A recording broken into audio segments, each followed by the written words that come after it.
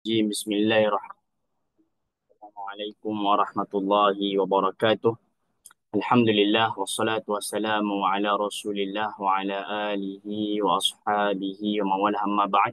Hadirin hadirat tuan-tuan puan-puan yang dirahmati oleh Allah Subhanahu wa taala. Kita panjatkan kesyukuran kerana Allah masih memberikan kita rezeki masa untuk kita beribadah pada hari ini dengan majlis ilmu. Yang mudah-mudahan dengan kita niat untuk menuntut ilmu, ia merupakan jalan kita menuju ke syurga sebagaimana yang disebutkan dalam hadis, man salaka tariqan yaltamisu fihi ilma. Siapa yang berjalan di suatu jalan mengharapkan untuk menuntut ilmu, maka Allah mudahkan ia jalan untuk menuju ke syurga. Tuan-tuan, kita akan masuk ke 1 hingga 10 Zulhijjah. 1 Zulhijjah, 2 Zulhijjah, ia bukan hari-hari yang biasa. Dalam hadis baginda sallallahu alaihi wasallam bersabda, "Ma min ayyamin", tidak ada hari-hari, al-amalus salihu fihinna, amal soleh pada hari tersebut dicintai oleh Allah Subhanahu wa taala melainkan daripada 10 hari ini. Jadi Rasulullah bersabda, tidak ada amalan soleh yang lebih Allah cintai berbanding amalan yang dilaksanakan pada 10 hari Zulhijjah ini. Faqalu ya Rasulullah. Maka berkatalah para sahabat, wahai Rasulullah, walal jihadu fi sabilillah. Bagaimana dengan pahala jihad di jalan Allah? Pahala jihad fi sabilillah ni boleh lawan tak? Pahala amal soleh 10 hari Zulhijjah ini. Kata Rasulullah, walal jihadu fi sabilillah. Pahala jihad fi sabilillah pun tak boleh nak lawan. Illa rajulun. Melainkan orang yang berjihad, keluar dengan nyawanya, keluar dengan mal, dengan hartanya. Kemudian dia tidak kembali lagi daripada medan perang. Maksudnya dia mati syahid di sana, yang ni pahalanya berganda. Ala kulli hal tuan-tuan. Sebahagian daripada kini sekarang sudah berada di Mekah Al-Mukarramah.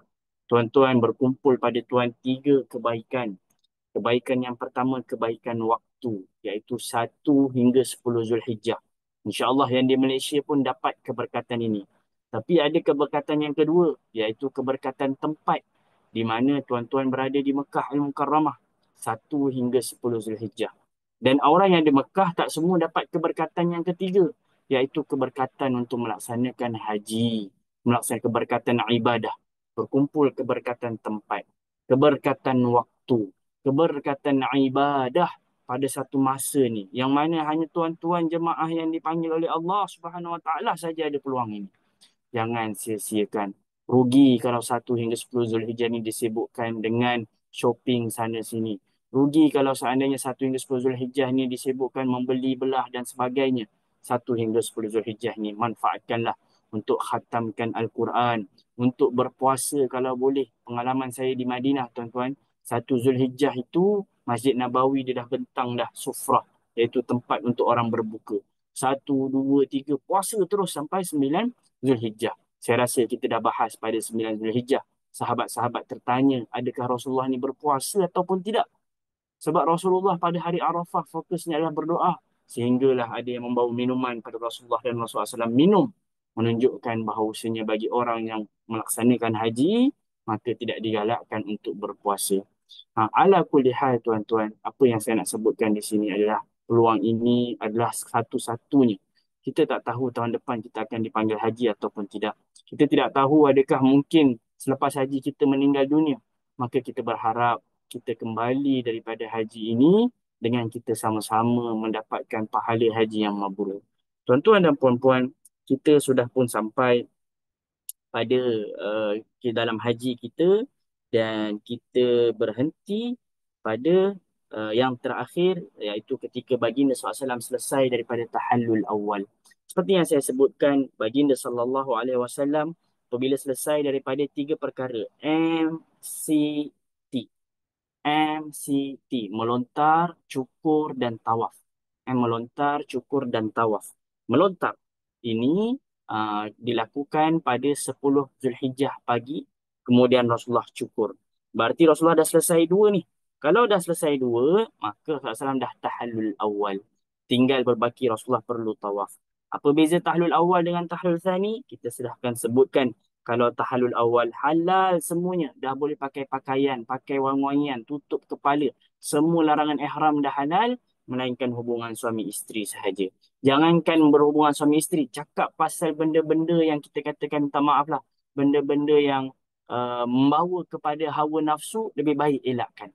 Saya teringat masa ketika itu guru syekh kami, masa kami temankan syekh kami di tanah di perjalanan haji. Jadi beliau dah melontar, beliau dah cukur. Tawaf ni pula diakhirkan. Dia buat tawaf tu 13 Zulhijjah, maksudnya lambat. So ketika itu masa 11 Zulhijjah, 12 Zulhijjah, lebih kurang lah kami dekat khemah kan. Lepas tu kami pun sembang-sembang lah pasal kahwin. Masa tu saya tak kahwin lagi kan.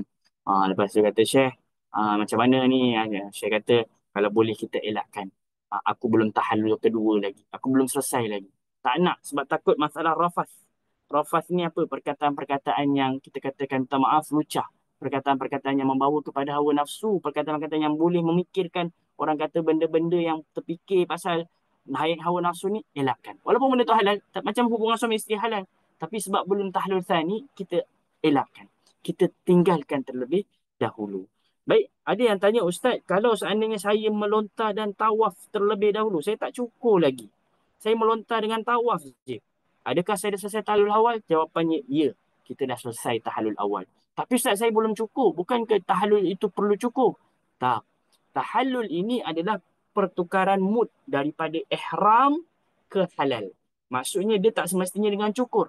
Kalau orang buat umrah, bila umrah, dia punya tahallul dia, atau kita katakan dia punya keluar daripada ihramnya dengan bercukur. Kalau haji, dia keluar daripada ihram tu bila dia selesai 2 daripada 3. Dia selesai melontar, dia selesai tawaf. Kadang-kadang tuan-tuan, ada orang ni, dia ni jemaah haji VIP. VVIP kita katakan. Jadi, biasanya kalau jemaah haji VVIP ni, dia selepas sahaja wukuf di Arafah, jadi selepas wukuf di Arafah, terbenam sahaja matahari, malam tu dia terus pergi ke Muzdalifah. Bila dia dah dekat Muzdalifah, biasanya ni, kalau boleh nak ceritanya, masa time dekat wukuf dekat Arafah tu, time-time nak terbenam matahari tu, orang tengah sibuk berdoa, biasanya kadang-kadang driver dah kata, cepat, kita kena masuk. Jadi time patutnya semakin nak terbenam matahari ni, semakin perlu kita berdoa ni. Sebab segala sesuatu tu semakin di penghujung, semakin afdal. Sebagai contoh hari Jumaat, semakin nak terbenam matahari, semakin afdal. Kalau waktu puasa, semakin nak berbuka, semakin afdal untuk berdoa. Begitu juga wukuf di Arafah, semakin kita nak turut terbenam matahari tu waktu berdoa. Tapi kadang-kadang orang bila kita kata nak VVI, nak terlalu cepat, belum terbenam matahari dah sibuk naik kereta. Biasanya kereta yang mahal-mahal, terus pergi ke Muzdalifah. Bila dah dekat Muzdalifah, nanti pukul dah separuh malam, dia terus daripada tu dia terus pergi ke mana? Dia tawaf dulu. Jadi dia pergi melontar dulu, minta maaf, dia melontar dulu. Kemudian lepas melontar, dia terus minta maaf. Dia tak melontar dulu sebab dia tahu melontar tu ramai. Jadi apa yang dia buat? Dia pergi tawaf dulu. Dia nak kejar. Jadi dia tawaf dulu dan lepas tu dia melontar dulu. Lepas dah melontar dan baru dia cukur. Berlaku juga orang macam gini. Kenapa dia kata? Sebab saya nak dapatkan hari raya haji, Ustaz. Saya nak solat haji, raya haji di Makkah Al-Mukarramah 10 Zulhijjah. Seperti yang saya sebutkan sebelum ini, lebih afdal, lebih aula untuk kita stay di Muzdalifah. Sebab kalau itulah yang terbaik, nescaya Rasulullah akan pergi ke Mekah untuk solat raya haji di sana. Tapi jawapannya tidak. Baginda SAW stay di Muzdalifah sampai ke pagi hari. Bahkan waktu pagi, waktu pada 10 Zulhijjah, itulah antara waktu yang mana Rasulullah SAW berdoa sebanyak-banyaknya. Baik, selepas melontar, selepas cukur, berarti Rasulullah dah selesai tahallul awal. Maka lepas tahallul awal, Rasulullah SAW melepaskan kain ihramnya, mandi dan wangi-wangian. Kemudian Rasulullah SAW tawaf haji dengan baju biasa. Tawaf haji dengan baju biasa. Bagi yang belum buat sa'i, maka dia buat tawaf dan tambahkan dengan sa'i.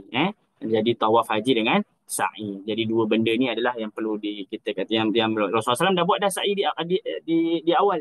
Sebab Rasulullah SAW buat haji kiran. Sebab tawaf kudum dulu, kemudian dibuat sa'i haji. Jadi bagi Rasulullah SAW, sa'i dah settle.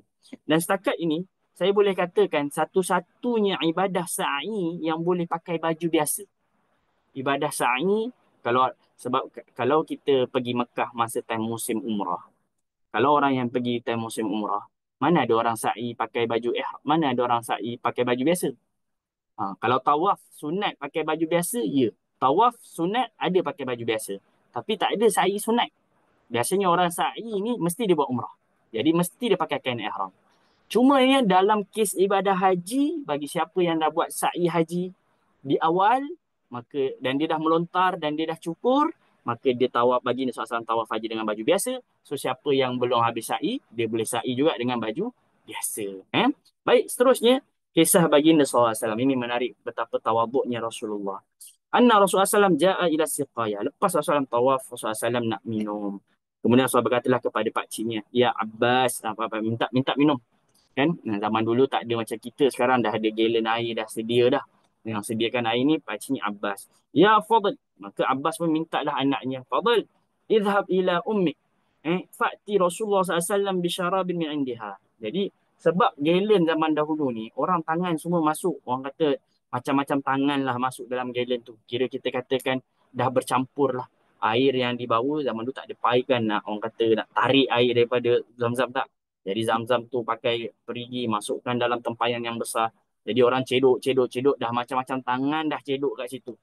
Jadi Abbas radhiyallahu anhu, pakcik ni Rasulullah SAW ni tak nak bagi Rasulullah SAW ni yang orang kata dah bercampur dah.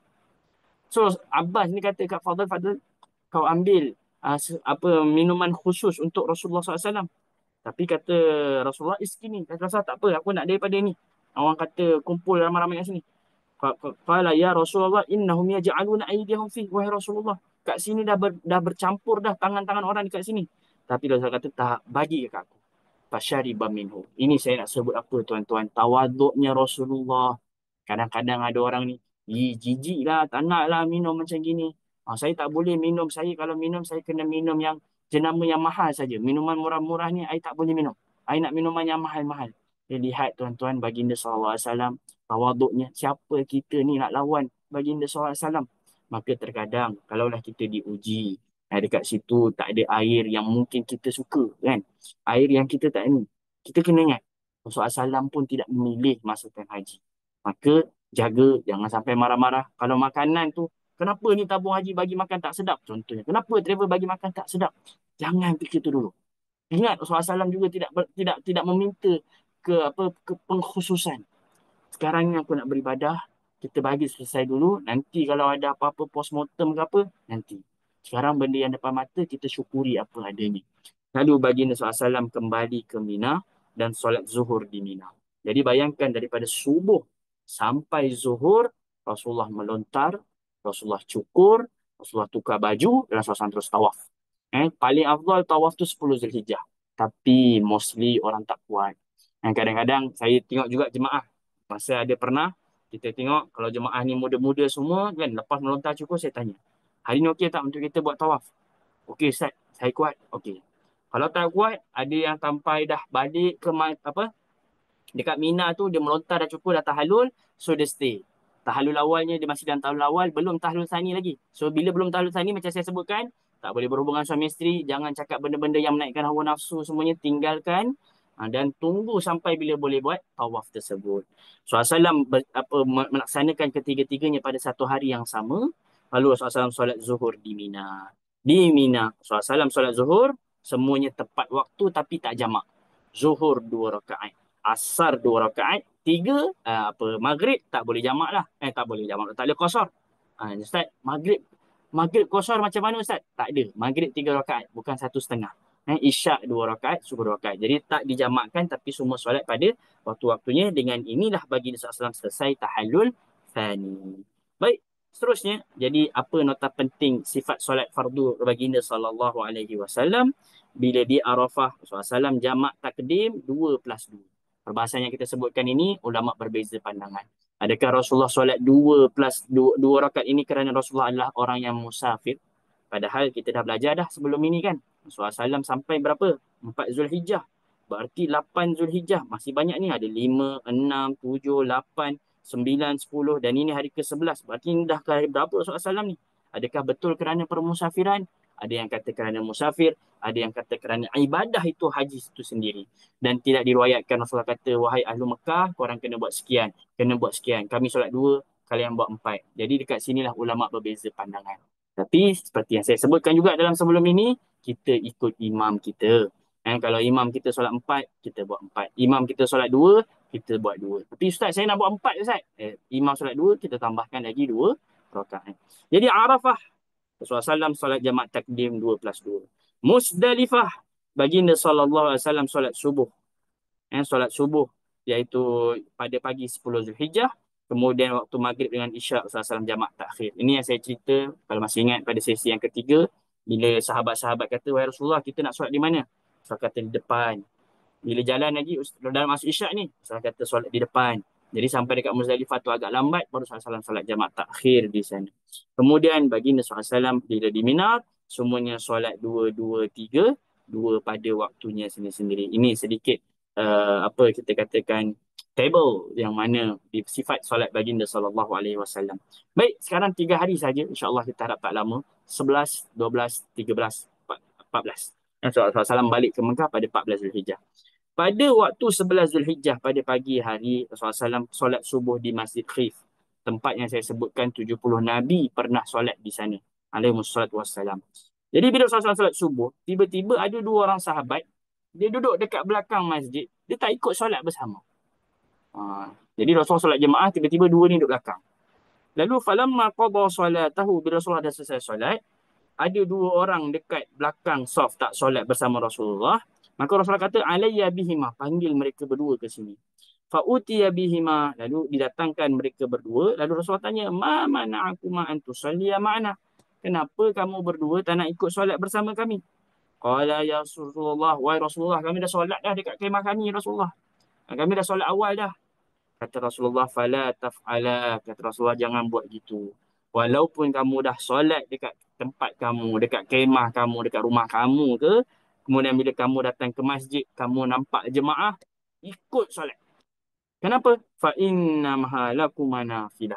Kerana itu merupakan solat tambahan, menjadi solat sunat bagi kamu. So ni nak menunjukkan contohlah, contoh-contoh kan. Ada orang ni dia contohnya dia jamak takhir. Jamak takdim. Maghrib dengan isyak contoh kan. Jadi lepas maghrib tu dia solat maghrib solat isyak. Tiba-tiba dia sampai Makkah awal. Bila sampai Makkah awal, orang tengah solat isyak. Aku dah solat isyak dah. Nak ikut lagi tak? Boleh tak? Boleh, tak jadi masalah. Kerana ia menjahkan itu digalakkan. Bahkan Rasulullah panggil. Jangan macam gitu. Walaupun kamu dah solat, kalau kamu datang sini, maka tetap solat lagi. Buat solat sekali. Biar solat berjemaah. Ini penting jemaah ni. Jangan kita berpisah. Seterusnya bagi Rasulullah SAW, kalau ditanya, Ustaz, dekat Mina ni nak buat apa? Nak sembang ke, main phone ke, apa ke? Dalam ayat Al-Quran, وَاذْكُرُوا fi ayyamin ma'dudat. Dan sebutlah nama Allah. Banyak berzikir, banyak bertakbir.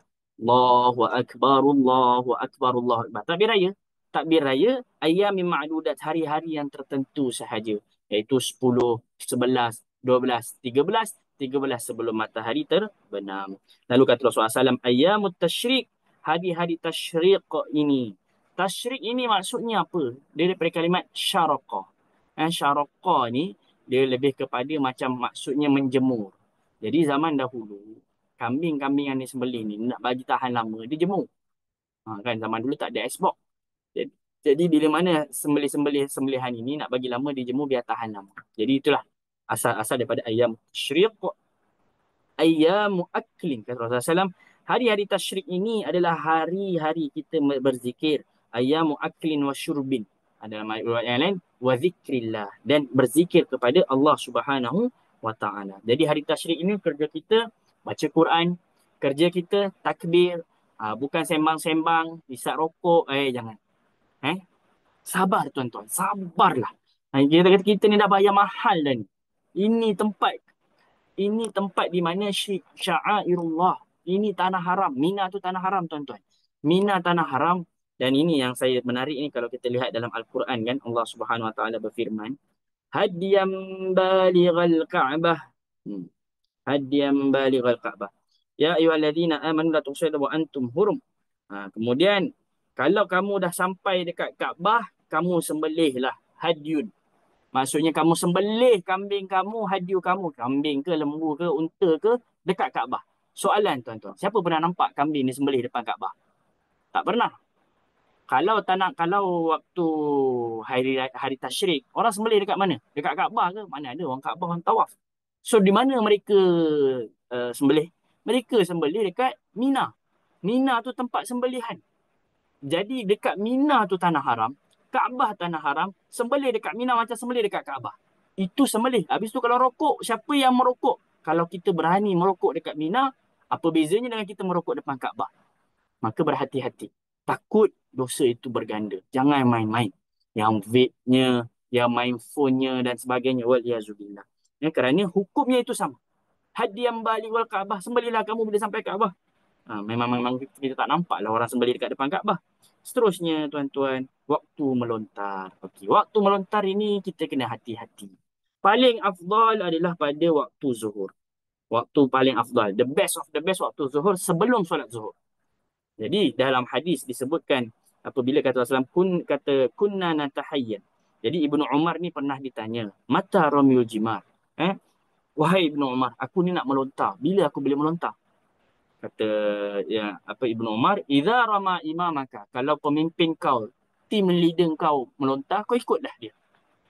Fa'al masalah, tapi dia tanya lagi, bila waktu terbaik untuk melontar? Kata Ibnu Umar, kunna natahiyan. Dulu kami duk tunggu-tunggu. Matahari itu dah tergelincir ke belum? Kenapa matahari tergelincir? Sebab itu masuknya waktu zuhur. Masuknya waktu zuhur bila matahari atas kepala bergerak sikit, masa tu dah tergelincir. Jadi masa tu mereka ni tunggu tau. Matahari panas ni, tegak atas kepala. Dah tergelincir belum? Dia dah berubah? Belum. Oh, belum, jangan lontar dulu.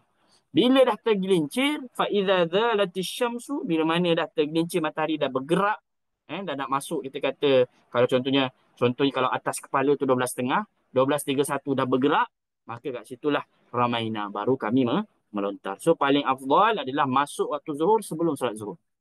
Waktu kedua yang terbaik adalah lepas zuhur sehingga terbenam matahari. So contohnya Ustaz, waktu zuhur tu ramai sangat Ustaz. So tak apa, kita pergi dah lepas asar. Yang penting sebelum terbenam matahari. Itu yang paling bagus. Ustaz, terbenam matahari pun tak boleh Ustaz. Ramai sangat orang Ustaz. Ini 11, 12, 13 bukan 10 Zulhijjah. Kalau 10 Zulhijjah kita sebut tadi pada waktu pagi. Baik. 11 Zulhijjah ni jika berhalangan maka boleh melontar pada waktu malam. Sampai bila? Sampai sebelum esok subuh. Jadi sebelum esok subuh, sebelum masuk hari apa sebut esok, kita masih boleh melontar. Jadi waktu melontar ni sebenarnya lama tuan-tuan. Daripada zuhur sampai subuh esok hari. Yang menjadi orang yang salah faham ni, dia ingat boleh melontar selepas pukul 12 malam untuk hari esok. Jadi ada yang style. Pukul 10 malam dia melontar untuk 11. Lepas 12 malam dia melontar untuk 12 Zulhijjah pula. Kita katakan bukan. Dalam Islam kita tak tengok pukul 12 malam ke. Ini bukan ikut waktu jam waktu kita. Oh, kalau dah 12 malam dah masuk tarikh yang seterusnya. Bukan. Tarikh kita ni bermula terbit matahari, terbenam matahari. Macam raya. Kan? Kalau contohnya dah terbenam matahari, malam raya, berarti Ramadan dah settle. Begitu kan. Jadi nak balik lagi pasal perbahasan berkenaan dengan Ustaz, habis tu apa hukumnya melontar sebelum zuhur? Boleh tak saya melontar sebelum zuhur? Dekat sini saya nak bawa perbincangan di mana sekejap, aqwalul ulama, ramyul jimar, mazahib.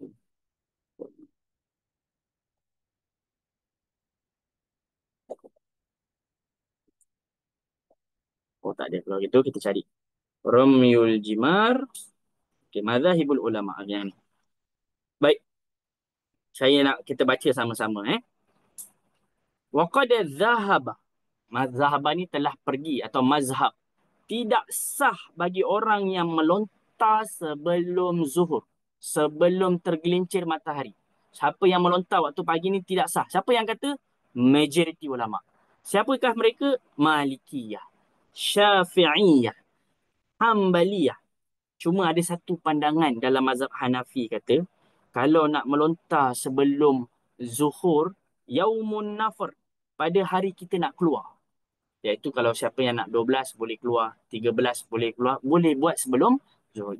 Itu pun hanya rukhsah, hanya keringanan di sisi mazhab Hanafi. Tapi kalau ikut mazhab majoriti, memang tak sah. Hari hari 12 ke, hari 13 ke, hari 11 ke, kalau melontar sebelum zuhur, memang tak sah. Jadi dekat sini dah. Wa madhabul jumhur. Dan mazhab jumhur inilah yang lebih zahir, yang lebih kuat. Wa ala man rama. Dan siapa yang melontar sebelum zuhur. Li ghairi darurah. Kalau tak ada apa-apa darurat. Eh? Maka walam yu'dir rami ba'dahu, dan dia tak ulang balik. Maksudnya, kira dia tak sah, berarti dia telah meninggalkan satu kewajipan melontar. Dan dia perlu sembelih syah, sembelih kambing. Jadi pada pandangan peribadi saya, kalau tuan-tuan ini adalah orang yang mampu untuk melontar selepas, sebab waktu melontar ni dah banyak. Tak semestinya zuhur satu hal, buat asar boleh juga. Nak buat malam pun okey, tak jadi masalah. Malam tu sampai subuh, banyak sangat masa waktu tersebut.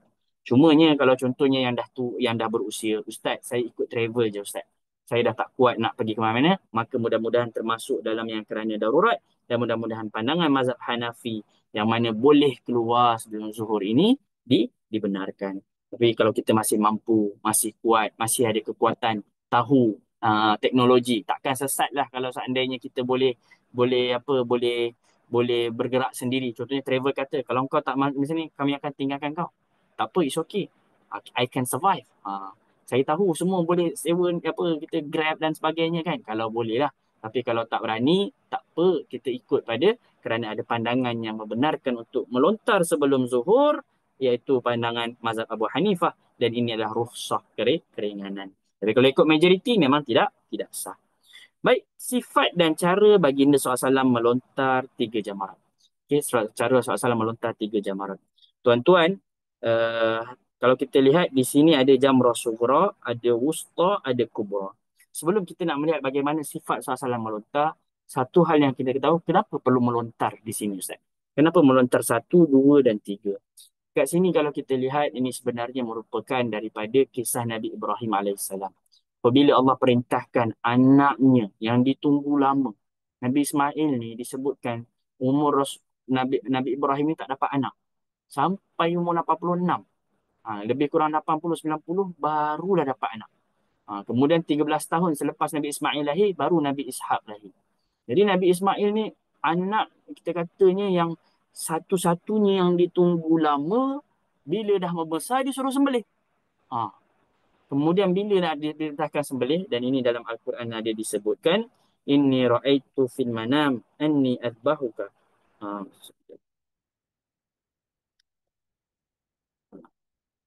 Maaf, inni ra'aitu fil manam. Ya. Sesungguhnya aku melihat dalam mimpiku. Okey. Falamma balagha ma'ahu as-sa'i. Bila mana Nabi Ismail dah membesar. Qala ya bunayya. Ayat yang 102 yang bawah ini, yang bawah ini. Wahai anakku. Falamma balagha ma'ahu as-sa'i. Bila mana dah membesar, wahai anakku, aku melihat dalam mimpi aku sembelih engkau. Apa pandangan engkau? Qala ya abati. Wahai ayah. If'al ma tu'mar. Buat apa yang telah Allah perintahkan. Satajiduni insya-Allah. Insya-Allah kamu melihat aku daripada orang yang sabar. Yang mimpi siapa? Nabi Ibrahim alaihissalam. Kita ni bukan Nabi. Jangan pula kita mimpi, Ustaz, saya mimpi saya sembelih anak saya. Saya kena sembelih macam Nabi Ibrahim ke tak? Kita bukan Nabi. Jadi berbeza. Ini bukan wahyu daripada Allah SWT. Takut nanti, Ustaz, saya mimpi saya sembelih anak saya kena buat ke? Tidak. Boleh jadi itu daripada syaitan. Kena hati-hati. Seterusnya, jadi bila mana diperintahkan untuk sembelih anaknya, dibawalah anak dia. Sampai dekat tempat yang pertama, datang syaitan. Syaitan hasutlah. Syaitan kata, kenapa kau nak sembelih anak kau? Kan? Anak kau ini semua. Lalu macam mana cara untuk kita menghalau syaitan tersebut? Kita sebut nama Allah. Sebab itulah kalau kita baca Al-Quran, sunnah untuk apa? Kita berlindung dengan nama Allah. A'udzubillah. Aku berlindung dengan Allah. Minasyaitanir rajim. Daripada syaitan yang direjam. Jadi Nabi Ibrahim alaihissalam bila ada syaitan, Allahu Akbar. 2, 3 sampai 7 kali. Jadi itu untuk halau syaitan daripada hasutan tersebut. Kemudian 1 dengan 2 ni, dalam kita katakan 1 dengan 2 ni dia dekat. Baru sekejap, jalan sikit lagi, syaitan datang lagi. Syaitan hasut lagi. Syaitan kata, takkan kau nak sembelih anak kau ni semua dah sekian. Nabi Ibrahim lontar lagi, Allahu Akbar. Allahu Akbar. Jadi dah 2 kali dah ni. 2 kali. Syaitan putus asa tak? Mungkin putus asa. Tapi dekat last, sebab itu 2 dengan 3 ni jaraknya agak jauh. Kenapa 2 dengan 3 ada tak tahu? Maksudnya syaitan ni, dia ni tak akan putus asa untuk menyesatkan kita. Dia tak akan putus asa. Tapi kalau dekat akhir-akhir dia tengok, aku kena try sekali lagi ni. Jadi syaitan pun kali ketiga datang untuk pujuk Nabi Ibrahim AS, dan Nabi SAW melontar, Allahu Akbar, Allahu Akbar. Maksud daripada sini adalah syaitan tidak akan pernah berputus asa. Baik di awal, baik di pertengahan, atau mungkin nanti di akhir. Ustaz, saya dah buat haji, saya rasa syaitan takkan kacau saya. Tiba-tiba sebelum dia meninggal dunia, selama dia hidup ni okey, sebelum meninggal dunia, dia ada rasa riak, dia rasa bangga, dia rasa sombong, waliyazubillah, takut nanti dia syirik pada Allah Subhanahu Wa Taala. Jadi syaitan ni boleh datang di awal, boleh datang di pertengahan, ataupun di hujung-hujung sebelum kehidupan kita. Oleh kerana itu, satu kisah yang menarik bila Sayyidina Ali bin Abi Talib ditanya, kalaulah aku ni buat dosa, apa yang aku perlu buat? Beristighfarlah. Kalau aku buat dosa lagi, beristighfarlah. Kalau aku buat lagi, beristighfarlah. Taubat, taubat. Sampai bila aku nak bertaubat? Sampai syaitan putus asa untuk menyesatkan kau. Hatta yakuna syaitana huwal mahsur. Sampai syaitan yang kalah. Sehingga syaitan tu putus asa. Bukan kita yang kalah. Ustaz, saya rasa saya dah tak mampu dah nak. Saya ni banyak dosa. Allah tak ampunkan saya. Itu kita yang putus asa. Bukan syaitan yang putus asa.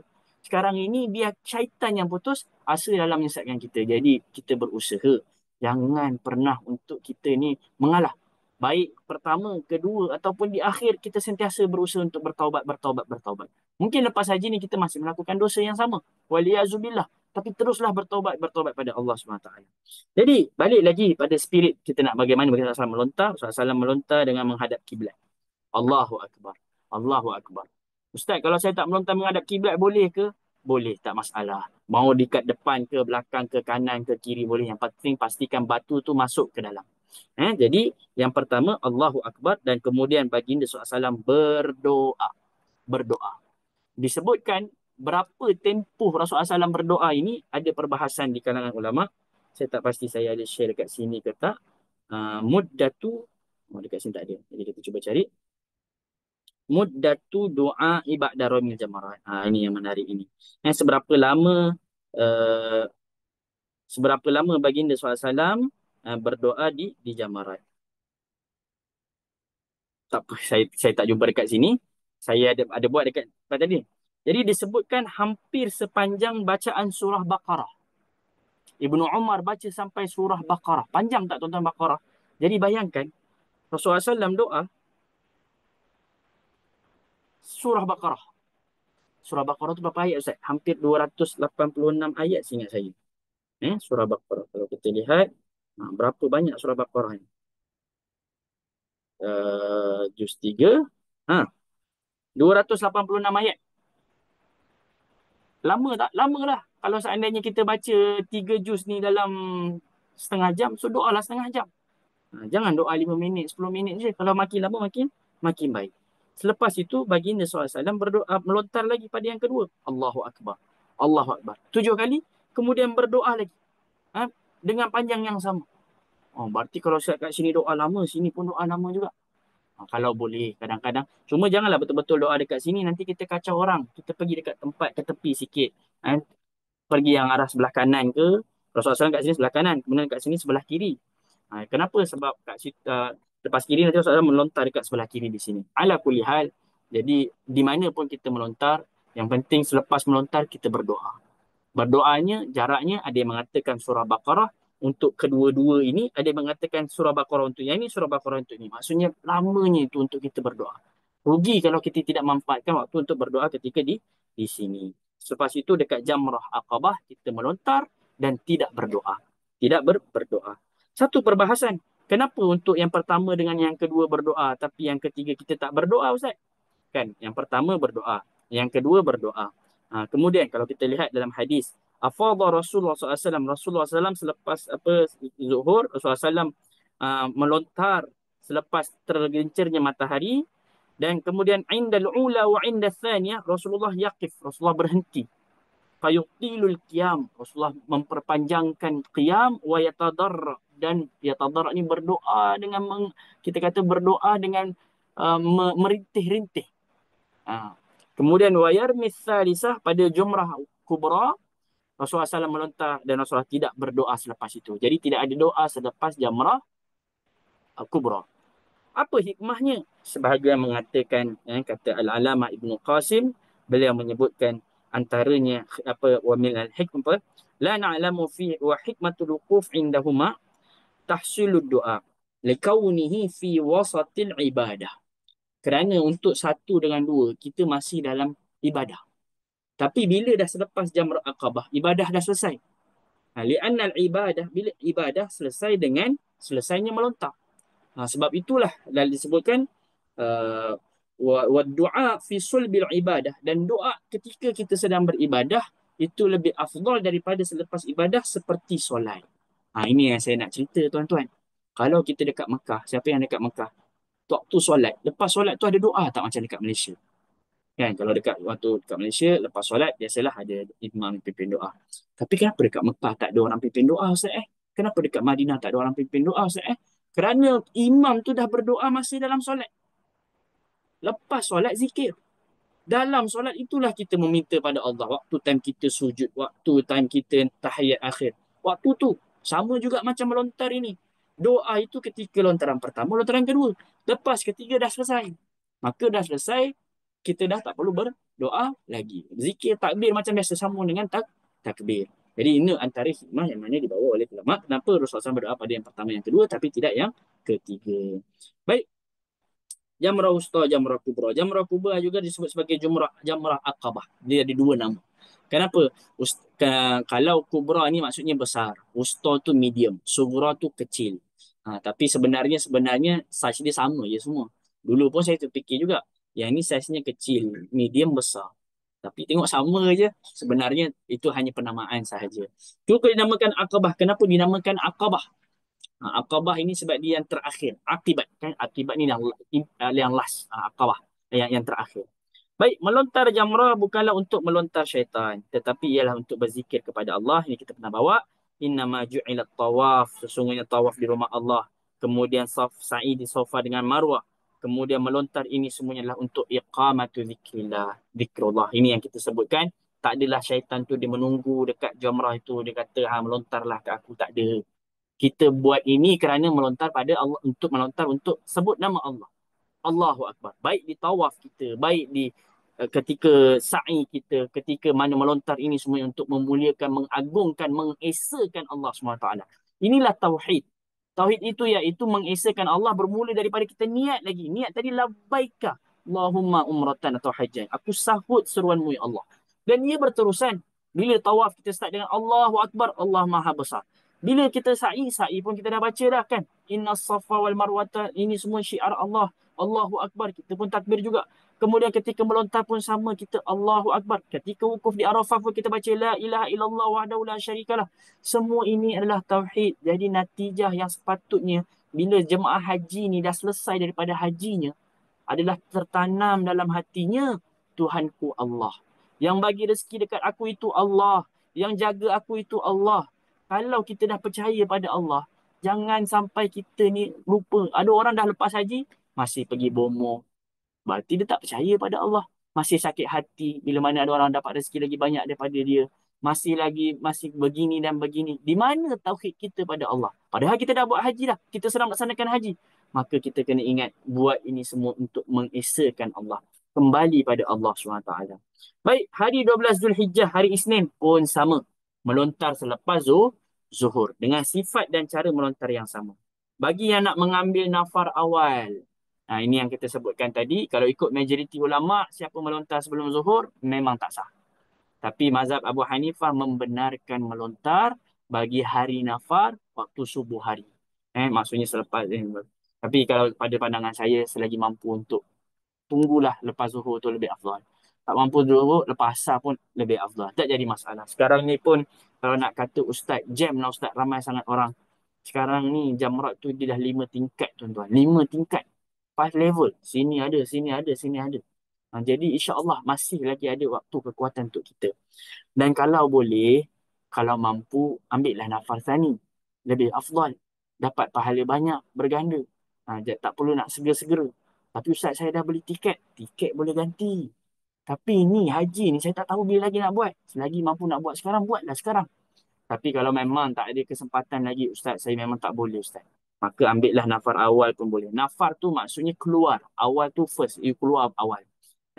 Dalam ayat Al-Quran Allah merakamkan faman ta'ajjala fi yaumin. Siapa yang nak keluar daripada awal, fala isma alaihi, tak dosa. Wa man ta'akhkhara, siapa yang terlambat pun tidak dosa. Liman ittaqa, tapi dia takwanya bertambahlah. Wattaqullah, bertakwalah kamu kepada Allah, wa alamu annakum ilaihi tuhsyarun. Dan ingatlah maksudnya kepada Allah lah kamu akan kembali.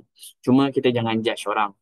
Kau ni nafar awal tak banyak pahala macam aku lagi banyak. Kita tak tahu. Mungkin kerana keuzuran tersebut, dia boleh dapat pahala berganda daripada kita. Jadi kita buat, jangan fikirkan orang lain. Aku nak buat untuk diri aku, nanti aku dekat akhirat aku yang akan bertanggung atas diri aku. Nafsi, aku sendiri. So, kita fikirkan diri kita. Orang lain dia nak keluar awal, tak apalah. Kalau kita boleh pujuk dia, kalau dia mampu, jomlah. Sama-sama, kita tak tahu kita hidup lama lagi. Lebih baik. Seterusnya, jika tidak keluar sebelum terbenam matahari, maka perlu melontar lagi. So bagi yang nak ambil nafar awal, dia kena keluar sebelum terbenam matahari. Tapi dalam pandangan Imam Nawawi rahimahullah, kalaulah contoh, Ustaz saya melontar lepas asar. And then bila saya nak keluar tu jam. Tak boleh nak ni. So macam mana Ustaz? Nak apa? Kalau seandainya dah jam ke apa, dia maafkan. Maksudnya keluar tak apa sebab kamu dah niat di awal dah. Bukan ketersengajaan untuk tidak keluar. Seterusnya, pada hari 13 Zulhijjah, hari Selasa, sama juga Rasulullah SAW mengambil 3 hari. Rasulullah SAW melontar 3 jamarat pada waktu selepas masuk waktu zuhur. Kemudian sebelum baginda SAW melakukan solat zuhur. Jadi ada orang dia, contohnya, kalau untuk tadi kita sebut melontar, kan, melontar cukur yang tawaf ifadah. Ada orang dia cuba buat tawaf ifadah tu 10 Zulhijjah, yang Rasulullah SAW buat. Ada yang cuba buat 11 Zulhijjah. Ada yang cuba buat 12 Zulhijjah. So 12 Zulhijjah pagi tu, dia pergi Mekah, and then dia patah balik untuk dia dapatkan 13 Zulhijjah pula. Pun boleh tak jadi masalah. Ada yang nak buat, Ustaz, tak apa, saya nak buat last kali, Ustaz. Biar saya keluar Mina. Nak ulang alik susah lah, Ustaz. Pun tak jadi masalah. Selepas baginda SAW melontar 3 jamarat pada waktu selepas masuk waktu zuhur, jadi Rasulullah SAW tak solat zuhur lagi. Melontar, Rasulullah SAW pun keluar. Rasulullah SAW berkemah di mana? Berkemah dekat satu tempat namanya Al-Ma'abdah. Yang boleh cari dekat Google Maps tu ada. Ini kawasan Bani Kinanah. Kenapa? Rasulullah SAW ni orang kata dulu dekat sinilah mana orang Quraisy dia ni buat perjanjian. Kita kata macam diorang ni buat satu agreement. Yang mana diorang nak pulaukan orang Islam 3 tahun. Ini masa Rasulullah SAW dulu dekat Mekah. Kalau siapa yang masih ingat masa Rasulullah SAW dekat Mekah, ada agreement antara orang Quraisy, kita kena pulaukan Rasulullah dan semua kaum kerabatnya. Jangan bagi makan, jangan bagi minum sehingga mereka terpaksa makan daripada duri-duri. Mereka ni sampaikan ada seseorang tu dia buang air kecil, tiba-tiba terkena dekat satu makanan ni, dicuci, kemudian dimakan. Sebab dah tak ada makanan dah. Dia SAW berkemah dekat situ seakan-akan nak memberikan isyarat. Dulu Islam dihina dekat tempat ni. Dan ni sekarang kita buat haji ni, kita selesai dalam keadaan Islam diagungkan, disyiarkan. Rasulullah SAW solat zuhur, asar, maghrib, isyak di kawasan Bani Kinanah. Baik, ini. Sekarang kita masuk poin yang nombor 3. Aisyah radhiyallahu anha sedih. Kenapa? Sebab dia hanya dapat buat haji tanpa umrah. Siapa yang masih ingat Aisyah ni dia niat daripada Madinah. Dan saya dah sebutkan sebagian ulama pandangan Aisyah ni dia niat tamattu'. Jadi Aisyah radhiyallahu anha niat tamattu'. Tiba-tiba bila dalam pertengahan perjalanan Aisyah uzur. Bila Aisyah uzur radhiyallahu anha, kata Rasulullah SAW, kau buat apa sahaja melainkan jangan tawaf. Jadi Rasulullah SAW, Aisyah ni rasa sedih sebab dia hanya boleh dia buat haji tapi tak dapat nak buat umrah macam tamattu' kan. Kalau tamattu' umrahnya ada, hajinya ada. So Aisyah ni kata, aku pun nak buat umrah juga macam orang lain. Dalam hadis kata baginda SAW, an Aisyah radhiyallahu anha, daripada Aisyah, annaha ahallat bi umrah. Jadi Aisyah niat dengan umrah. Itu tamattu'. Faqadimat walam taftul bil bait hatta hadat. Tapi bila dapat datang on the way tu, Sayyidah Aisyah uzur. Fanasakatil manasik kullaha. Akhirnya bila uzur, tamattu' tukar jadi apa tuan-tuan? Siapa yang masih ingat? Jadi kiran. Tamattu' tukar jadi kiran. Waqad ahallat bil hajj. Faqala Nabi sallallahu alaihi wasallam, yaumun nafar yas'uki tawafuki li hajjiki wa umratiki. Jadi bahasa mudahnya, Rasulullah katalah, tak apa. Haji yang kau buat tu dah termasuk umrah dah. Kan haji kiran kan 2 in 1. Bahasa mudahnya dah termasuk umrah dah. Fa'abat. Tapi Aisyah tak nak. Dia nak rasa buat macam umrahnya sendiri. Dia tak nak 2 in 1 ni. Dia nak buat umrahnya sendiri. Fa'abat. Faba'atha biha. Maka Rasulullah SAW utuslah Aisyah dengan abangnya Abdul Rahman pergi ke Tan'im. Sebab tu Tan'im ini merupakan tanah halal. Jadi Tan'im, kalau tanah haram, Mekah tu tanah haram, sempadan tu Tan'im antaranya. Sebab Tan'im itulah, dari situlah Tan'im disebut sebagai Masjid Aisyah. Sebab Aisyah pernah ambil niat umrah daripada sana. Fa'tamarat ba'dal hajj. Maka Sayyidina Aisyah buat umrah pada lepas haji. Dalam hadis yang lain kata ya Rasulullah yarji'un nasa bihajjah wa umrah. Wahai Rasulullah, orang lain dapat buat haji, dapat buat umrah. Wa arji'u bihajjah. Takkan aku buat haji saja? Kan? Maka Rasulullah SAW kata kepada Abdul Rahman, Rasulullah panggil Abdul Rahman, ukhruj bi ukhtika minal haram. Keluarlah daripada tanah haram ini, iaitu pergi ke Tan'im. Fal tuhil bil umrah, maka buatlah umrah. Thumma fragha thumma tiya hauna. Bila kamu dah selesai, nanti kita jumpa kat sini balik checkpointnya. Fa inni anzurukuma hatta ta'tiyani. Aku tak akan balik sampai aku tunggu kalian semua dah selesai umrah. Hadis ini tuan-tuan, daripada sini kalau kita nak lihat, Ustaz, kalau kita lihatkan dalam mazhab Syafi'i, afdalnya haji ifrad, lepas tu buat umrah. Betul tak? Dalam bulan yang sama. Sebab mereka berpandangan, Sayyidah Aisyah buat haji ifrad. Ulama lain kata Sayyidah Aisyah buat haji tamatuk. Sekarang ni kita nak tengok daripada naratif yang mazhab Syafi'i. Jadi haji ifrad, Aisyah buat haji ifrad. Kemudian Aisyah radhiyallahu anha buat umrah yang ini. Jadi sebab itulah untuk haji ifrad, better selepas buat haji ifrad, kamu buat umrah. Inilah kisahnya dan inilah asbabnya. Jadi dari situ. Sama juga macam saya sebutkan, ulama khilaf. Adakah Rasulullah buat haji ifrad ataupun Rasulullah SAW buat haji qiran. Dan dalam konsep naratif yang kita cerita dalam kitab ini, lebih kepada haji qiran. Tapi kalau lihat daripada naratif pandangan mazhab Syafi'i, Rasulullah buat haji ifrad. Sebab itulah di sisi mazhab Syafi'i, paling afdal adalah haji ifrad. Sayyidina Aisyah pun buat haji ifrad. Kemudian lepas tu Aisyah buat umrah. Baik. Seterusnya tuan-tuan, maka bila mana Aisyah pun dah selesai, kalau dalam hadis yang lain. Okey, dalam hadis yang lain pula Aisyah kata, annaha qalat kuntu uhibbu an adkhulal bait. Dia minta dekat Rasulullah SAW, suaminya, aku nak masuk rumah Allah, aku nak masuk Kaabah. Boleh ke? Tuan-tuan, kita ni jemaah haji siapa yang tak nak masuk Kaabah? Maka Rasulullah SAW mengambil tangan Aisyah, Rasulullah SAW masukkan di dalam Hijr Ismail. Tuan-tuan kalau ingatkan ada Kaabah, ada Hijr Ismail. Faqala, lalu kata Rasulullah, salli fil hijr, solat dekat dalam Hijr Ismail ini. Ustaz, Hijr Ismail tu yang macam mana? Kalau Kaabah ni tuan-tuan, kita kena faham dulunya dia bukan empat segi sama. Ini nak kena faham. Kaabah dulu ni dia adalah empat segi, apa bahasa Melayu kita sebut empat segi panjang. Dia macam rectangle. Dia empat segi sama sisi. Apa bahasa Melayu dia? Siapa yang boleh ingat boleh share kat ruang chat ini. Jadi kemudian bila mana berlaku banjir, Kaabah ni hancur. Bila Kaabah ni hancur, akhirnya masyarakat jahiliah ni tuan-tuan, buruk-buruknya diorang ni, dengan perangai zinanya, dengan perangai judinya, dengan perangai sekian-sekian. Diorang ni kata apa? Diorang kata kita ni tak boleh bangun Kaabah dengan harta yang haram. Dosa. Kalau buat Kaabah dengan harta yang haram ni, tak apalah kita kumpulkan harta yang halal saja. Kumpulkan harta yang halal. Cukup-cukup boleh buat empat segi sama, empat segi square ni, empat segi ni saja. Habis tu yang panjang ni macam mana? Yang panjang ni tak apalah, kita letaklah batu. Sebab tu bila tawaf tak boleh masuk dalam ni. Sebab Kaabah asalnya adalah panjang macam gini. Ini yang kita nak ceritanya. Pengajaran daripada kisah ni, saya teringatlah. Kalaulah masyarakat jahiliyah pun nak bangun Kaabah guna harta yang halal, itu pun sikit tak banyak. Kita ni orang yang buat haji, buat umrah pakai harta yang haram. Harta mencuri boleh berbangga tu dah kenapa? Hati-hati tuan-tuan ya. Jangan sampai begitu. Baik. Jadi mereka ni pun menggunakan harta. Jadi Rasulullah SAW kata, solatlah kamu dekat hijrah ini, idza aradti dukhulal bait. Fa inna ma huwa qit'atun minal bait. Sebab ini merupakan sebahagian daripada Kaabah. Fa inna qaumuki, sesungguhnya kaum kamu, iqtasaru, mereka tak mampu nak buat Kaabah tu secara sempurna. Fa akhraju minal bait. So mereka keluarkan daripada Kaabah yang sekarang. Baik. Hari 14 Zulhijjah. So kan Selasa malam tu, jadi Selasa malam 13 Zulhijjah, Sayyidah Aisyah buat umrah. Rasulullah SAW sebelum waktu subuh, Rasulullah bergerak menunaikan tawaf wada. Jadi Rasulullah SAW kalau ditanya, bila Rasulullah SAW buat tawaf wada? Sebelum salat subuh. Kemudian Safiyah binti Huyai. Tadi Aisyah sedih sebab tak dapat buat umrah. Lain ni Safiyah pula sedih. Safiyah pun menangis. Kenapa? Kerana uzur. Walhal dia nak tawaf wada bersama baginda sallallahu alaihi wasallam. Lalu Rasulullah SAW kata apa? Ma kunti tufti yawman nahri.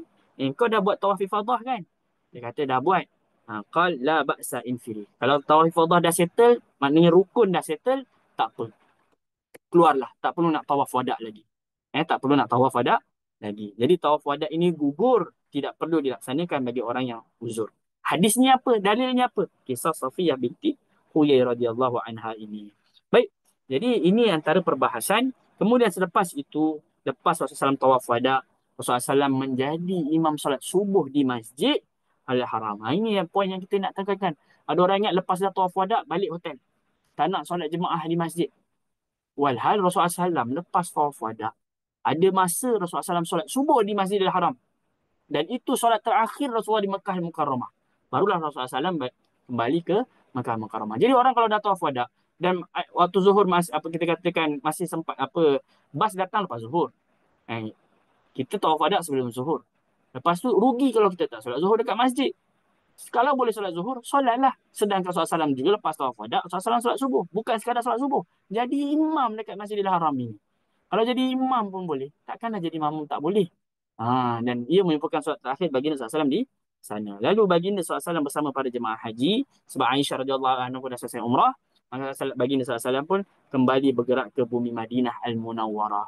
Tuan-tuan dan puan-puan, 14 Zulhijjah baginda SAW kembali ke Madinah Al-Munawwarah.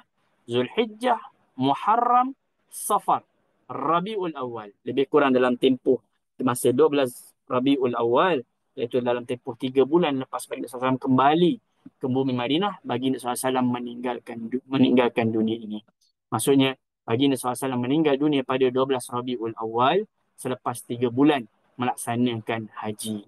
Jadi inilah kita katakan, kita tak tahu. Mungkin boleh jadi kita pun meninggal selepas melaksanakan haji. Kalau Allah masih bagi ini peluang, jadikan haji ini, kalau inilah haji terakhir aku nak buat yang terbaik. Aku tak tahu bila lagi aku masih hidup. Ini catatan saya dulu, saya buat nota ni 2021. Dan mudah-mudahan Allah rezekikan ibadah kita ini mendapat ibadah haji yang mabrur. Baik, ada beberapa persoalan yang saya nak bawa. Ada yang bertanya, Ustaz,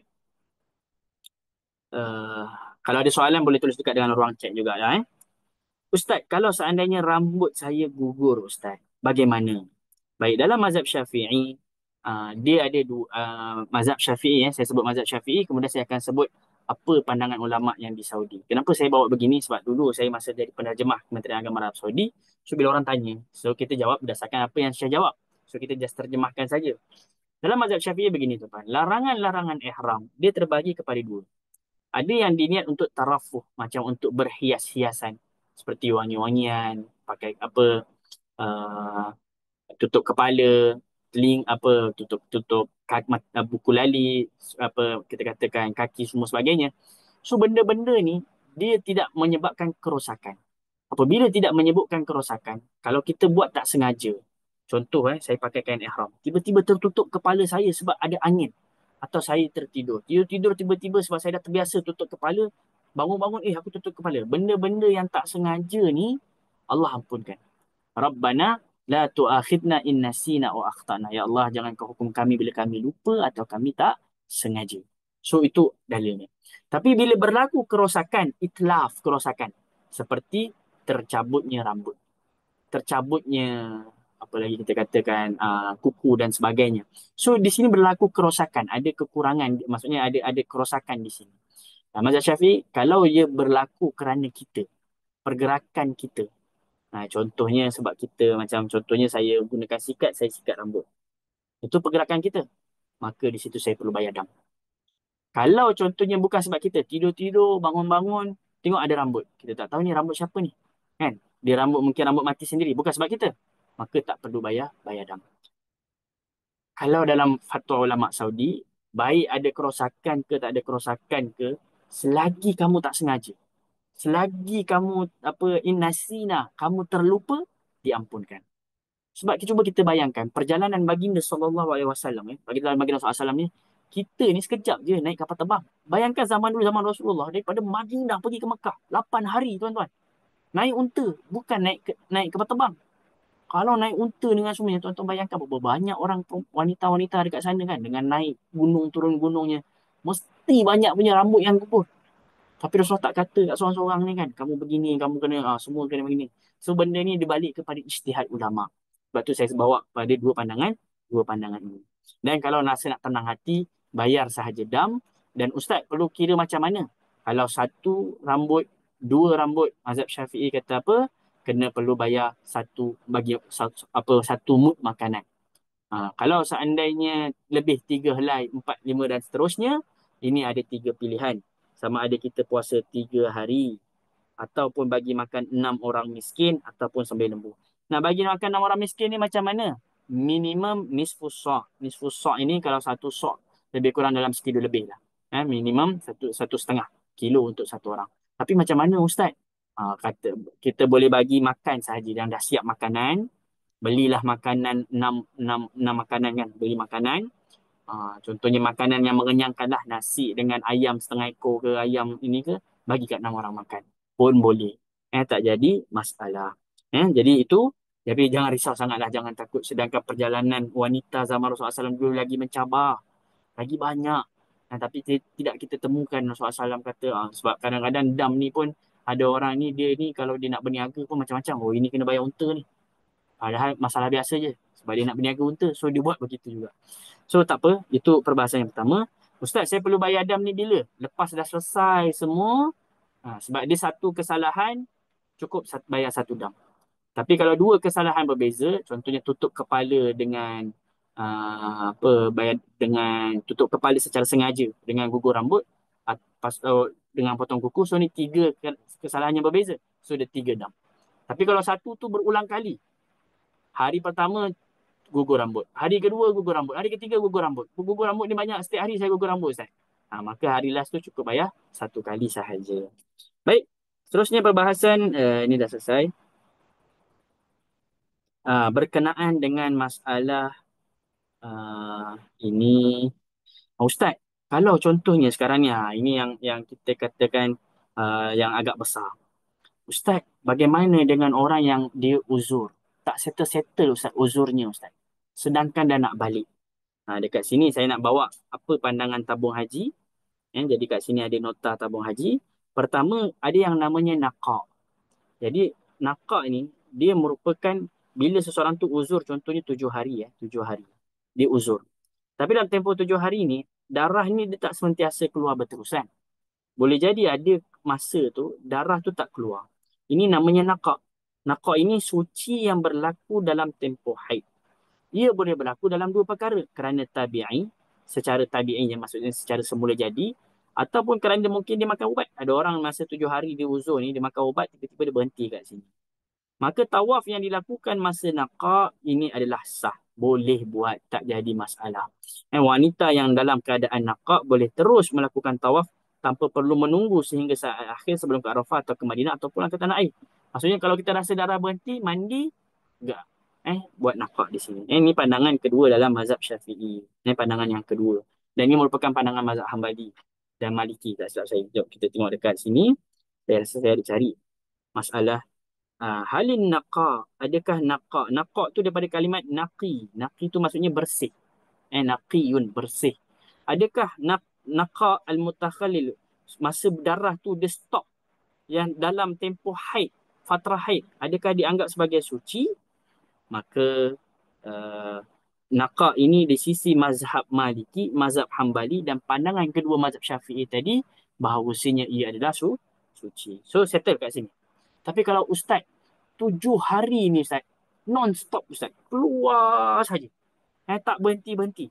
Maka kalau kita lihat di sini dalam muzakarah tabung haji, saya bawa. Sekejap. Dia ada 3. Pilihan yang pertama, minta penundaan tarikh penerbangan pulang daripada pihak tabung haji. So kena minta lah. Naqa' tak ada. Naqa' tak stop-stop ni. Saya sepatutnya balik esok. Cakap saya nak balik 2 hari 3 hari lagi, boleh tak?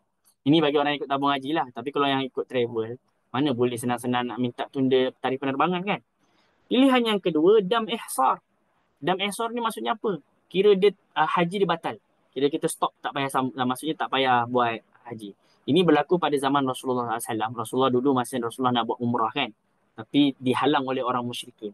Akhirnya SAW sembelih kambing. Kira umrah SAW tak disempurnakan. Tapi untuk pilihan kedua ni berat. Siapa yang dah penat-penat bayar haji? Mungkin tahun depan tak dapat lagi dah nak batal. Maksudnya kalau saya batalkan haji saya sekarang, saya kena buat tahun depan. Which is susah. Maka yang ketiga, bertaklid kepada mazhab Hanafi yang mengharuskan membenarkan perempuan haid melaksanakan tawaf ifadah. Hajinya selesai tetapi perlu bayar dam seekor unta dan beristighfar kerana masuk masjid dalam keadaan berhadas besar. So, ini pandangan ketiga dalam mazhab, dalam apa yang dikeluarkan mazhab Hanafi yang dikeluarkan oleh tabung haji. Cuma saya nak tarik sikit perbahasan ini tuan-tuan ya. Saya nak tarik sikit perbahasan ini dan saya bawakan dua. Pertama daripada fatwa Mesir, kemudian yang fatwa ulama Mesir. Sebab kalau bawa fatwa ulama Saudi nanti orang kata conflict of interest. So saya bawa fatwa ulama Mesir dan apa yang dibawa oleh dekat Saudi. Contoh kita fokus dulu pada yang satu berkenaan dengan ini Mesir ya. Tapi sebelum go to Mesir kita nak kita tengok pada rancangan sebelum. Apa pada perbahasan ini. Baik, tadi kita kata apa? Unta kan? Unta. Siapa yang buat tawaf ketika dia haid, maka dia kena bayar unta, damnya unta. Cuma wa fi ijabil badanati nazar. Cumanya masyayikh kata, kenapa perlu unta? Sedangkan kalau meninggalkan perkara yang wajib, wajib paling tinggi pun apa? Kambing. Kenapa sampai tahap unta? Bal ghayatu ma yajibu 'alaiha syah. Sepatutnya paling apa? Sepatutnya kambing. Tak perlu sampai tahap unta. Patutnya kambing pun dah okey. Kemudian dibawa lagi, dia kata apa?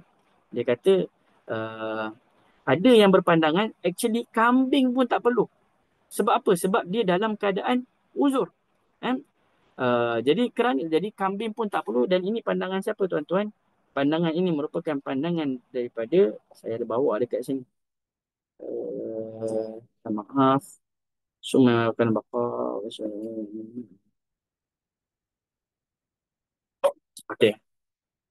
Wayara Syekhul Islam Ibnu Taimiyah. Jadi Ibnu Taimiyah dengan anak muridnya Ibnu Qayyim berpandangan bahawasanya kalaulah seorang wanita ni dia dah tunggu lama, tak bersih-bersih. Kemudian dia terpaksa buat tawaf juga, maka dia boleh tawaf dan tak perlu bayar dam sebab dia dalam keadaan keadaan yang tersepit.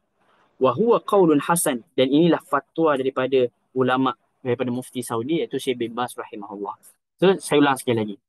Kalau dalam tabung haji tadi tiga, sama ada kamu tunggu, tunda penerbangan atau dam ihsar, batalkan haji kamu, ataupun yang ketiga, buat juga tapi perlu bayar unta. Tapi dibahas dekat sini bukan sekadar kalau unta tu sepatutnya paling jauh pun tak perlu unta. Kambing pun dah memadai. Itu kenapa? Sebab kalau meninggalkan benda yang wajib pun perlu kambing. Kenapa yang ni perlu sampai unta? Tapi pandangan Ibnu Taimiyah, Ibnu Qayyim rahimahullah, kemudian Syekh bin Baz mufti Saudi kata tak perlu bayar pun kambing atau unta ni sebab dia dalam keadaan darurat. Dan ini juga dibawa dalam fatwa yang di Mesir. Kalau kita tengok dekat sini Darul Ifta Al-Musriyah, ni daripada Mesir. Apa kata ulama Mesir? Dia kata apa? Dia kata dalam hal ini kamu ikutlah mazhab Hanafi untuk yang membenarkan bagi tawaf haid, tawaf yang uzur. Cumanya kalau boleh kamu sembelihlah unta, khurujan minal khilaf. Badanah tu unta. Kalau kamu tak mampu unta, dia dahlah miskin kan, orang ni miskin. Unta tak mampu. Kalau contohnya tuan ni orang kaya, buatlah unta. Tapi kalau sebab unta ni seekor 5,000. Kalau tak mampu, buat kambing. Kama huwa indal Hanabilah, seperti pandangan sebahagian ulama Hambali. Tetapi kalau memang tak mampu, Ustaz, saya ni memang betul-betul miskin, Ustaz. Saya datang haji ni, saya jual tanah saya, Ustaz. Saya memang tak ada ni. Fa in syaqqa, kalau memang tak mampu, fala haraj alaiha alla tadha aslan. Sepatutnya dia tak payah sembelih pun tak apa. Akhzan bima warada an ummil mu'minin, sebagaimana sebagian pandangan daripada Aisyah radhiyallahu anha, dan antara yang berpandang waqtaruhu man qala biar fuqaha bi anna taharat tawaf. Ini satu panjang yang panjang, tapi pendeknya masyayikh dekat Mesir pun berpandangan dengan jalan yang sama. Ala kulli hal, so saya nampak dekat sini kalau tuan-tuan paling selamat, ini saya cerita ni lebih kepada perbahasan fiqh. Kalau harapnya tuan-tuan boleh tangkap lah. Kalau tuan-tuan tak boleh tangkap, boleh tanya tadi kita jadi masalah. Tapi setakat ni boleh tak komen dekat dalam ruang chat? Boleh tangkap tak perbahasan yang saya bawa berkenaan dengan masalah uzur ni? Sehingga saya boleh cuba perbaiki diri saya andai kata saya tersilap. Tolong tulis. Sambil tu aqwal fuqaha akidah dasar. So saya jawab soalan-soalan yang lain. Ustaz, betulkah tak boleh potong kuku bercukur bermula 1 Zulhijjah hingga selesai haji? Ini bagi mereka yang berkorban. Kalau berkorban, kat sini saya ada bawa perbahasan. Kalau berkorban contohnya kan. Ustaz, saya ni berkorban. Maka bermula 1 Zulhijjah, jangan bercukur. Tapi kalau contohnya Ustaz, saya nak buat umrah. Ada orang dia buat haji tamatuk. 1 Zulhijjah baru dia buat. Sedangkan dia perlu cukur dan sebagainya. Dekat sini ulama kata bila berkumpul dua larangan, maka kita lihat di sini yang ini berkenaan dengan ibadah. Yang berkini lebih kepada, ini ibadah badan. Yang ini lebih kepada ibadah korban. Maka tak jadi masalah untuk tetap potong kuku ke apa. Sebab kita nak bersihkan diri kita sebelum kita buat umrah untuk haji tamatuk. Eh? Baik, Ustaz minta ulasan secara verbal untuk isu kemah pihak syarikat di Muzdalifah bukan di Mina. Ini kita dah cerita di mana sebagian ulama mengambil pandangan bahawasanya kemah di Muzdalifah ini kerana dia soft-soft sampai ke Mina, maka dia membawa seperti hukum soft yang sama. Jadi maksudnya insya-Allah mendapatkan mabit di Mina juga. Tapi kalau boleh mampu untuk masuk Mina lebih afdal lah, lebih baik. Cuma untuk orang-orang yang dah berusia, yang dah tua, yang tak mudah untuk pergi ke sana, dia akan dapat pahala yang sama bermabit di Mina. Ustaz, kalau kulit baby pecah, kita pun tak boleh cabut dengan sengaja dan kalau buat kena dam juga. If ya, berapa dam kena bayar? Ini saya dah sebut tadi. Jika dalam mazhab Syafi'i, bila berlaku kerosakan, baik tak sengaja sekali pun, ataupun terlupa tetap kena bayar dam sebab berlaku kerosakan. Tapi dalam fatwa ulama Saudi, kalau kamu terlupa tak sengaja, ia dimaafkan. Eh? Salam Ustaz, kalau cuaca panas sangat sampai sudah tidak tahan, bolehkah jemaah lelaki gunakan payung? Boleh, guna payung boleh. Tak jadi masalah tuan-tuan. Yang Syiah je, ada dulu orang Syiah. Dia kata tak boleh tutup kepala. Jadi apa bas tu pun dia potong atas dia. Ha, potong atas dia. Kita kata tak boleh. Takkanlah bas tu kita nak potong. Maknanya tengah hari tu, kalau kita duduk dalam kemah pun tak boleh lah sebab tutup kepala. Jawapannya boleh. Cuma bukan payung yang direct sentuh kepala. Kalau atas tu tak jadi masalah. Yang sentuh kan ada yang dia dia ikat dekat kepala, itu yang tidak dibenarkan. Seterusnya, Puan Zihan faham, alhamdulillah. Puan Zihan. Seterusnya, Puan Hidayah, Ustaz nak sembelih kat Malaysia boleh tak? Tak boleh. Untuk hadiu tadi kita baca hadiyam balighal Ka'bah. Hadiu ini perlu disembelih dekat Kaabah, tapi bukan dekat Kaabah kita sembelih, dekat Mina. Sebab Mina ni dia punya apa hukum dia sama macam dekat Kaabah. Maksudnya kamu sembelih dekat Mina, kamu sembelih dekat Kaabah, sah. Itu kalau sembelih. Kalau kamu merokok dekat Mina, waliyazubillah, takut dosanya sama macam merokok dekat Kaabah kerana masih dalam tanah haram lagi. Maka muliakanlah tanah haram. Salam Ustaz, kalau cuaca panas sangat, ini kita dah jawab dah. Bahawasanya boleh menggunakan payung, tapi bukan payung yang bersentuhan dengan kepala kita. Baik, saya rasa itu sahaja. Ada apa-apa persoalan? Kalau ada persoalan lagi nanti boleh maklumkan. Saya ucapkan jazakumullah khair. Terima kasih kepada tuan-tuan dan puan-puan dalam tempoh 4 sesi ini masih lagi bersama dengan kami, bersama dengan saya. Mudah-mudahan Allah rezekikan kita semua dengan haji yang mabrur. Satu tuan-tuan yang saya nak minta tolong, insya-Allah seperti biasa, tolong share satu learning point, satu perkara baru yang tuan-tuan belajar, sharekan dalam grup untuk sama-sama mengambil manfaat. Sebab kita dah ada jeda 1 minggu ni. Saya takut kawan-kawan ni dia dah mula. Orang kata malaslah nak tengok sesi yang keempat. Tapi mudah-mudahan dengan hadirnya tuan-tuan dan puan-puan, share apa sahaja review berkenaan dengan kelas ini, learning point dan sebagainya. Moga-moga menarik hati mereka untuk melihat video ini sehingga kita semuanya mendapatkan pahala. Alhamdulillah, view kita tu dah banyak. Saya bukan nak kejar view ke apa, tak. Tapi saya nak kejar biar nak berkongsi sebanyak-banyaknya. Mudah-mudahan kita dapat memberikan manfaat sebanyak-banyaknya. Itu satu. Yang kedua, mudah-mudahan kita akan buat satu lagi kelas tambahan. Saya nak kita membaca tafsir ayat-ayat haji. Alang-alang dah buat haji ni rugi kalau kita tak sentuh beberapa ayat haji. Al-Hajju Ashhurum Ma'lumat. Kalau kita lihat dalam satu muka surat yang sempurna, yang full, Al-Hajju Ashhurum Ma'lumat. Muka surat serah ini satu sampai muka surat 31 ni, daripada atas sampai bawah ni berkenaan dengan haji. Dan doa apa yang dibaca, Rabbana atina fid dunya hasanah. Ini pun disebutkan dalam ini. Jika ada rezeki, insya-Allah kita akan ambil satu hari untuk kita membaca tafsir daripada ayat-ayat ini sehingga ia menambahkan lagi ketakwaan kita pada Allah Subhanahu taala. Ada nota kat mana? Nota ni nota apa? Nota haji ke? Nota haji ada, nanti saya akan sharekan saja.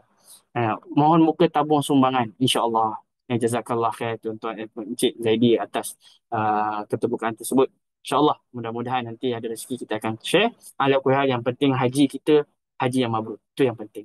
Sebagaimana kita berharap haji niat Rasulullah SAW, Allahumma hajjatun la riya wala sum'ah.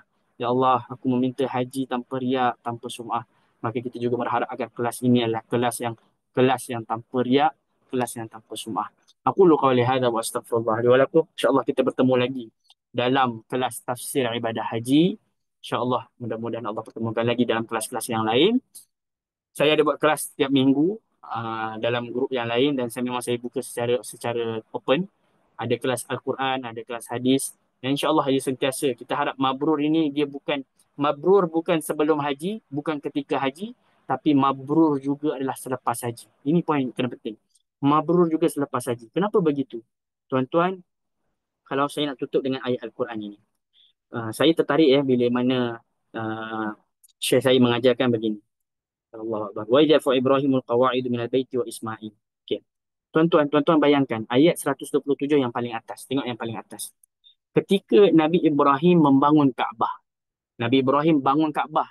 Kita tak buat Kaabah tau. Nabi Ibrahim buat Kaabah. Nabi Ismail buat Kaabah. Kira ini paling afdal lah. Kalau kita buat masjid pun kita dah rasa happy. Kita wakaf masjid, wakaf tanah, semua sebagainya. Ini Nabi Ibrahim, Nabi Ismail buat Kaabah. Tapi still dah buat Kaabah. Yang Allah perintahkan, orang kalau dah buat ibadah haji, dah kata apa? Aku confirm lah masuk syurga. Boleh jadi kan? Aku rasa aku ni haji yang mabrur lah. Bayangkan Nabi Ibrahim, Nabi Ismail. Bukan sekadar buat haji, buat Kaabah tuan-tuan. Masih berdoa, Rabbana taqabbal minna. Ya Allah, terima amal ibadah kami. Innaka antas sami'ul alim. Kau maha mendengar, maha mengetahui. Kata ulama ini menunjukkan. Salafus soleh zaman dahulu ni, bila mereka buat ibadah, lepas ibadah tu mereka takut ibadah mereka tak diterima. Nabi Ibrahim bangun Kaabah. Nabi Ibrahim takut ibadah bangun Kaabah tu tak diterima. Sama juga kita bila dah buat haji, walaupun haji kita sempurna, walaupun haji kita rasa haji yang mabrur, tapi kita kena ada rasa dalam hati kita takut ibadah haji kita tidak diterima oleh Allah Subhanahu wa taala. Baik, aku lu qauli hadza wa astaghfirullahi wa lakum. Ustaz di mana tu? Saya dekat Malaysia tuan-tuan. Itulah tak ada rezeki nak buat haji. Kita bekerja, cuti tak banyak kan. Tapi kita tetap nak mendapatkan pahala buat haji ni. Kita tutup dengan doa Bismillahirrahmanirrahim. Allahumma inna nas'aluka bi asma'ikal husna wa sifatikal ula. Wa nas'aluka bi annaka antallahu la ilaha illa antal ahadus samad lam yalid wa lam yulad wa lam yakul lahu kufuwan ahad. Ya Allah ya Tuhan kami bertawassul dengan nama-namamu yang mulia, dengan sifat-sifatmu yang agung. Kami minta kepadamu ya Allah, Tuhan kami, rezekikanlah kami dengan rezeki yang halal, jauhkan kami daripada rezeki yang haram. Kami minta kepadamu ya Allah keyakinan sehingga kami mampu menggapai syurgamu. Berikan kami kekuatan untuk kami kuat beribadah kepadamu. Berikan kami rasa takut sehingga kami jauh daripada bermaksiat kepadamu. Ya Allah ya Tuhan kami, rezekikan kami ahli keluarga, pasangan, anak-anak, zuriat yang saleh dan salihah. Mendengar kata, baik budi bicara, sopan santun, juga berbakti pada orang tua, bermanfaat kepada agama, bangsa dan negara. Ya Allah, kepada ahli keluarga kami yang sudah meninggal dunia, ampunkan mereka. Jadikan kubur mereka taman daripada taman syurga, bukan lubang daripada lubang api neraka. Angkatkanlah derajat mereka, kumpulkan mereka bersama para anbiya, para syuhada, para soleh. Ya Allah, rezekikanlah kami untuk beribadah, amal soleh bermula 1 Zulhijjah. Yang kau katakan merupakan antara amal hari-hari yang sangat-sangat mulia.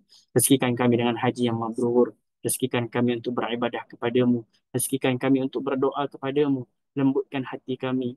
Alirkan mata kami, ya Allah, sehingga kami menjadi hamba yang begitu taat dan patuh kepadamu. Ya Allah, kumpulkanlah kami di syurga sebagaimana kau kumpulkan kami di sini. Ya Allah, bantulah saudara-saudara kami di Palestin. Berikanlah petunjuk kepada pemimpin-pemimpin kami untuk membantu saudara-saudara kami yang dizalimi, ya Allah. Rabbana atina fid dunya hasanah wa fil akhirati hasanah wa qina adzabannar. Allahumma rzuqna hajjan mabrura wa sa'yan mashkura wa dhanban maghfura.